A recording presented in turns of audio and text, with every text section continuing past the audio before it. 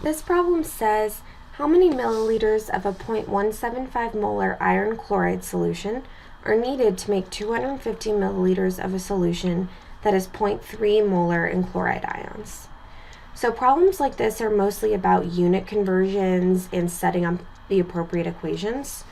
So the first thing that I like to do is to find what we want based on the problem statement. And then later on we'll talk about how we're going to get there. So we know we want a 250 milliliter 0.3 molar chloride ion solution. And given the fact that we have the volume and the molarity that we want, we can then figure out the moles of chloride ions that we need. So we can do this by multiplying the volume, which I'm going to convert to liters, by the molarity, 0.3 moles of chloride ions per liter of solution, to get 0.075 moles of chloride ions that we want.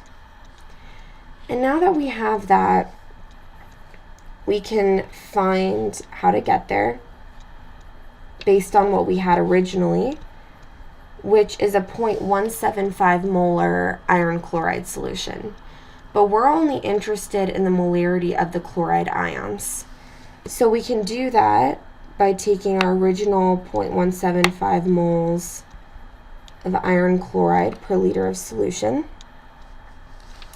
and multiplying by 3 moles of chloride ions per 1 mole of iron chloride. And that's just based on looking at this compound and saying there's 3 chlorines per compound. So then we're going to get 0.525 moles of chloride ions per liter of solution. So now that we have the number of moles that we want and the molarity that we have, we can then find the volume we need just by setting up an equation. So we have 0.075 moles of chloride ions that we want, which is equal to 0.525 moles of chloride ions per liter of solution times some x liters of solution, which is what we're looking for. So we can calculate x and find that x is 0.143 liters. And converting back to milliliters, we know we need 143 milliliters.